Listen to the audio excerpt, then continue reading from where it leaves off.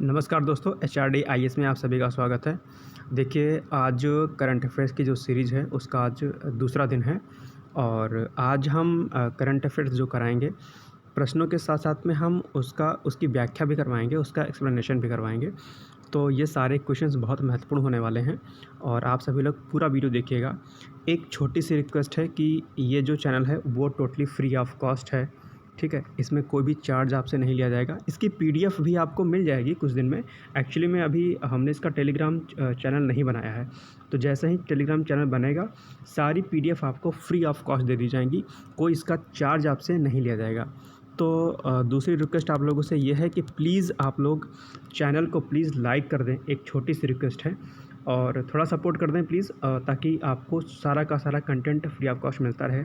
तो please channel को like, share and subscribe ज़रूर कर दें। जितना आप शेयर करेंगे उतना ही बेनिफिट होगा, न सिर्फ आपको होगा बल्कि आपके साथ उन सभी विद्यार्थियों को इसका बेनिफिट मिलेगा जो 60-70 रुपये की मैगज़ीन नहीं ले पाते हैं, जिनके पास पैसे नहीं होते हैं कि वो मंथली मैगज़ीन समसमा के ले पाएँ। तो ऐसे विद्यार्थियों के लिए ये सीरीज़ बहुत इंपॉर्टेंट है और प्लीज़ आप सपोर्ट करें। प्लीज़ चैनल को लाइक, शेयर एंड सब्सक्राइब ज़रूर कर दें। चलिए बिना देरी किए हुए आज की सीरीज़ को स्टार्ट करते हैं और देखते हैं कि पहला प्रश्न इसमें से क्या है। देखते, पहला प्रश्न है कि एस्टेक प्रणाली क्या होती है, ठीक है। ऑप्शंस ABCD दिए हुए हैं, जिसमें से आपका राइट आंसर है उपज अनुमान प्रणाली, ठीक है। एस्टेक प्रणाली जो है वो क्या है, वो है एक उपज अनुमान प्रणाली आपकी है। व्याख्या देखते हैं इसकी। तो व्याख्या में दिया गया है कि केंद्र की महत्वाकांक्षी प्रधानमंत्री फसल बीमा योजना, ये प्रधानमंत्री फसल बीमा योजना जो है केंद्र सरकार की एक योजना है। इसको अधिक सुविधा देने के लिए, किसानों को और अधिक सुविधा देने के लिए इसमें 3 टूल दरअसल लॉन्च किए गए हैं, ठीक है। 3 प्रौद्योगिकी जो हैं वो 3 पहले जो इसमें स्टार्ट की गई हैं और ये तीनों पहले जो हैं वो आपकी बहुत इंपॉर्टेंट है, जिसमें से पहला है आपका एस्टेक, दूसरा है विंड्स और तीसरा है AIEDE, ठीक है। तो इन तीनों को आइए एक एक करके समझने का प्रयास करते हैं कि ये दरअसल तीनों ही ये जो प्रौद्योगिकी शुरू की गई है, जो टूल जो स्टार्ट किया गया है वो क्या है। पहले बात करते हैं एस्टेक की। एस्टेक प्रौद्योगिकी पर आधारित उपज अनुमान प्रणाली है, यानी कि ये एक इस तरीके से ये स्टडी करेगा कि दरअसल किसान की जो उपज होने वाली है वो कितनी हो रही है, आखिर उस पर असर कितना पड़ रहा है, ठीक है। एक सही तरीके से आकलन कर सके उसके लिए एस्टेक जो है एक क्या कहते हैं प्रौद्योगिकी को लॉन्च किया गया है। दूसरा है विंड्स। विंड्स क्या है कि मौसम सूचना डेटा सूचना प्रणाली। ये दरअसल क्या होता है, ये एक्चुअली में आपका ना रिमोट सेंसिंग के बिहाफ पर काम करेगा। रिमोट सेंसिंग में क्या होता है कि हम सही से, रिमोट सेंसिंग के कई सारे फ़ायदे हैं, जैसे कि आपका जो लैंड एरिया है जिसमें एग्रीकल्चर आप कर रहे हैं, उसकी उपज के साथ साथ में वो किस प्रकार की फसल तैयार हो रही है, कहाँ पे नहीं हो रही है, कहाँ पर सूखे की स्थिति है, कहाँ पर पानी की स्थिति है, ऐसे कई सारी चीज़ों की जानकारियाँ कौन प्रदान करता है, रिमोट सेंसिंग के तहत हम इसको जान सकते हैं। तो रिमोट सेंसिंग के तहत ही दरअसल उस एरिया में, पर्टिकुलर एरिया में मौसम कैसा है, बारिश होने वाली है या नहीं है, ठीक है। तो अगर ये जानकारी किसानों को पहले ही हो जाएगी कि हाँ बारिश होने वाली है, मौसम ख़राब होने वाला है, हर गांव में, हर कस्बे में, हर ज़िले में इस तरीके के एक टावर लगाए जाएंगे और उस टावर के माध्यम से हमें पूर्व सूचना मिल जाएगी मौसम की।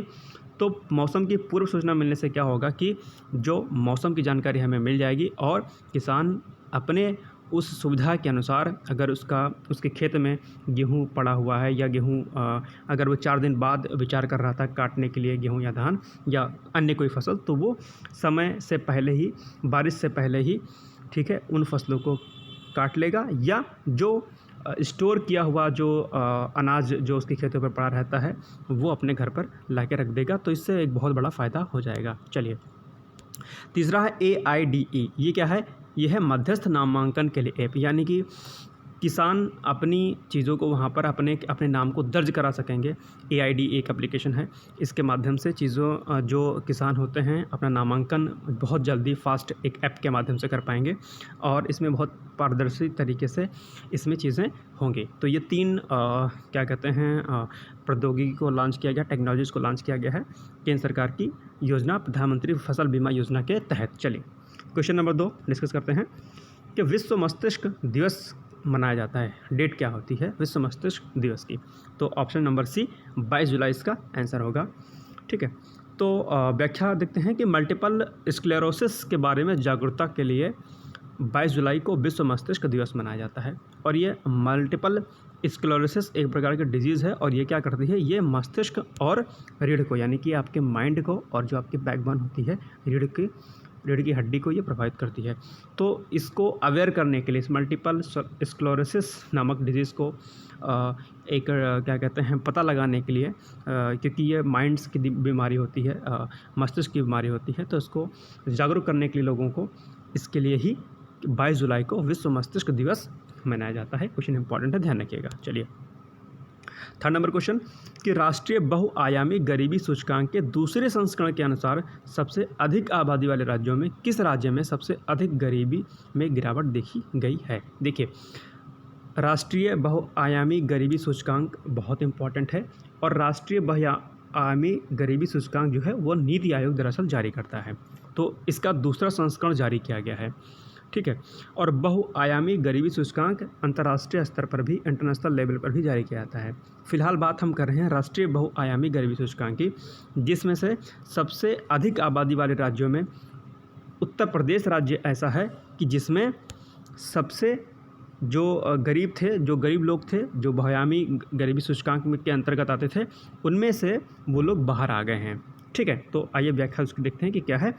राष्ट्रीय बहुआयामी गरीबी सूचकांक के अनुसार उत्तर प्रदेश राज्य में सबसे अधिक गरीबों की संख्या में गिरावट देखी गई है।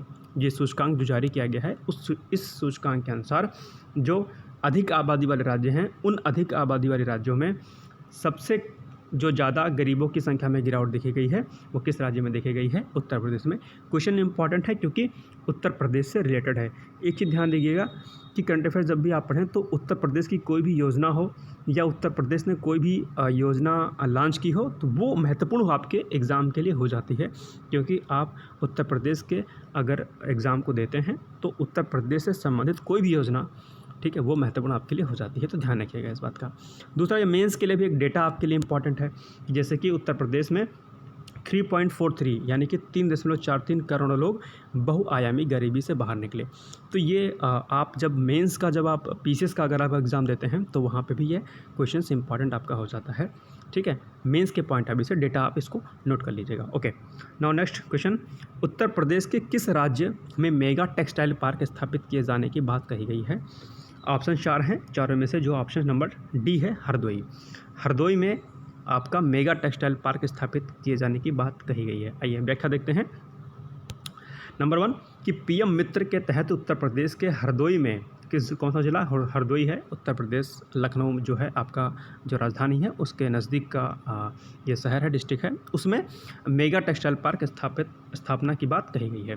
इस पार्क का नाम संत Kabir PM Mitra textile and apparel park होगा। ध्यान रखिएगा कि इसमें 2 क्वेश्चन बनेंगे।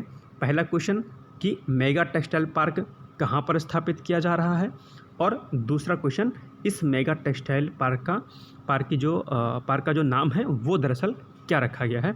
तो संत Kabir PM Mitra textile and apparel park होगा। तो ये 2 क्वेश्चन यहाँ से बनते हैं, दोनों को ध्यान रखिएगा। ओके, चलिए नेक्स्ट क्वेश्चन, देश का पहला स्वास्थ्य का अधिकार यानी कि राइट टू हेल्थ अधिकार देने वाला कौन सा राज्य बन गया है। देश का पहला स्वास्थ्य का अधिकार देने वाला राज्य कौन सा है। ऑप्शंस आपका ए नंबर आपका सही है, ठीक है। राजस्थान ऐसा है कि जिसने राइट टू हेल्थ को अप्रूव किया अपने विधानसभा में और स्वास्थ्य का अधिकार देने वाला पहला राज्य बन गया देश का। चलिए एक्सप्लेनेशन देखते हैं कि देश का पहला स्वास्थ्य का अधिकार देने वाला राज्य कौन सा बन गया है। राजस्थान बन गया है। 21 मार्च, यह डेट भी पूछ सकता है कि 21 मार्च को राजस्थान विधानसभा में स्वास्थ्य का अधिकार विधेयक क्या किया गया, पारित कर दिया गया। कहाँ पर, राजस्थान विधानसभा में। राजस्थान के निवासियों को चिकित्सा संस्थान एवं डेजिग्नेटेड हेल्थ केयर जो होते हैं उसमें नियमानुसार आपको चिकित्सा सुविधा निःशुल्क प्रदान की जाएगी, ठीक है। जो नियम कानून जो तय किए गए होंगे उस विधेयक में उस नियमानुसार आपको चिकित्सा जो होगी वो आपको मुफ्त कराई जाएगी।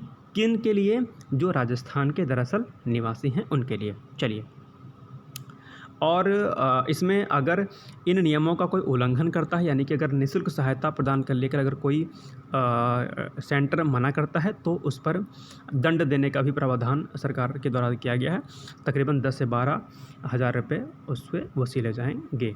चलिए नेक्स्ट क्वेश्चन, कि निम्नलिखित में से किस भाषा को शास्त्रीय भाषा का दर्जा नहीं प्रदान किया गया है? ऐसी कौन सी भाषा है जिसको शास्त्रीय भाषा का दर्जा प्रदान नहीं किया गया है? ध्यान रखिएगा कि ऐसे क्वेश्चंस बहुत आते हैं जहाँ पर नहीं लगा होता है, आप ध्यान नहीं देते हैं, नहीं को आप भूल जाते हैं और आप क्या पढ़ेंगे कि निम्नलिखित में से किस भाषा को शास्त्रीय भाषा का दर्जा दिया गया है, उसी में आप कंफ्यूज हो जाएंगे। और अगर ऑप्शन में 1, 2 या 3 इस तरीके से कुछ क्वेश्चन आता है तो वहीं पर आप गलत करके चले आएंगे। तो ये ज़रूर आप ध्यान रखिएगा कि किसमें नहीं करके पूछा है, ठीक है। ये एक तरीका होता है, स्मार्टनेस तरीका होता है, तो आप इसको प्लीज़ ध्यान दीजिएगा। तो इसका जो आंसर है वो है आपका मैथिली, यानी कि मैथिली को शास्त्रीय भाषा का दर्जा नहीं प्रदान किया गया है। बाकी के जो ऑप्शन आपके हैं ABC, यानी कि कन्नड़, तेलुगु और तमिल, इन तीनों को शास्त्रीय भाषा का दर्जा प्रदान किया गया है।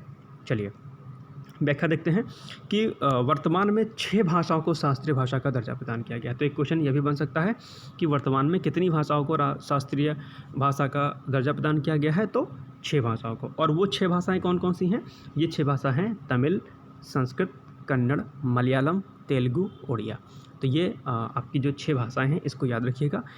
किसी एक भाषा के बारे में मेंस में भी पूछ सकता है, या मेंस में भी ये क्वेश्चन आपका PCS के मेंस में बन सकता है कि शास्त्रीय भाषाएं क्या हैं, शास्त्रीय भाषाओं के योगदान को लिखिए, ठीक है, और उनका हमारी संस्कृति परंपराओं पर क्या असर पड़ता है। इस तरीके से कुछ क्वेश्चंस मेंस में अगर आप PCS में जाएंगे तो वहाँ पे भी पूछ सकता है, ठीक है।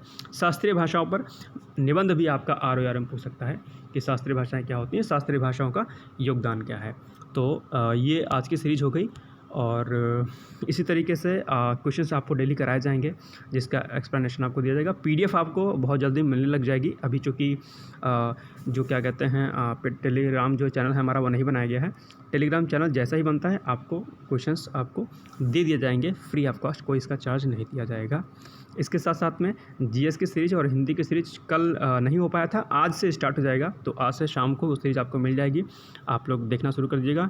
और लास्ट में एक बात प्लीज़ वही कि आप लोग प्लीज़ चैनल को लाइक, शेयर एंड सब्सक्राइब ज़रूर कर दें।